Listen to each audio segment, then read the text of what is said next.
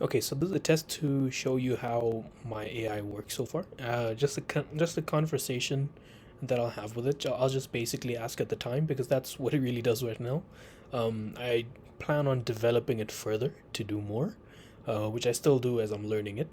So I have this chat.py file, and I'm gonna run that right now in my terminal.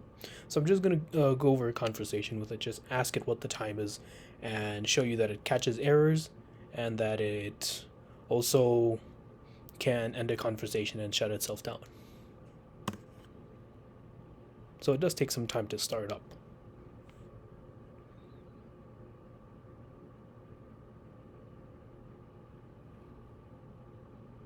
Hey computer, Hello, my name is Computer. What can I do for you? what is the time? The time is 22:14. Thank you. Always here to help. Blah, blah, blah. Sorry, I didn't get that. Bye. Ciao.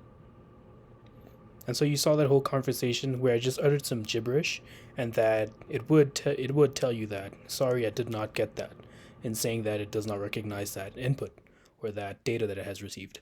And so you can see once I say bye, it's one of the keywords it recognizes and gives me a response and shuts down.